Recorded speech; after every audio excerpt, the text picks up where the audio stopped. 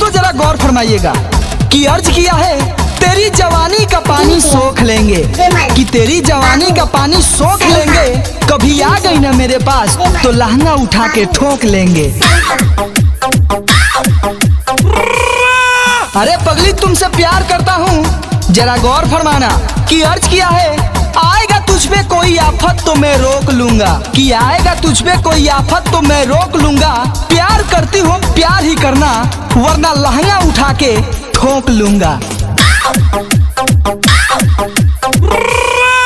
दोस्तों जरा गौर फरमाना, अर्ज किया है कि संतरे के बीचों बीच जब कलम लगाती हो, कि संतरे के बीच जब कलम लगाती हो, मुझे उसी में दाब कर मार क्यों नहीं जाती हो। देख तेरी चढ़ी जवानी मुंह में पानी आता है, कि देख तेरी चढ़ी जवानी मुंह में पानी आता है। देने में एक बार तुम्हारा क्या जाता है।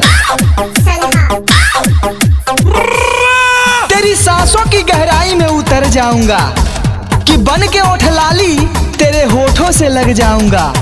मेरा खरा हो गया है सोता नहीं, दे दे वरना लहंगे के ऊपर से छेद कर जाऊंगा। अरे जानमन क्या गाती हो क्या शर्माती हो, कि क्या गाती हो क्या शर्माती हो। चूसने में बड़ा मजा आता है जब तुम ओठ लाली लगाती हो।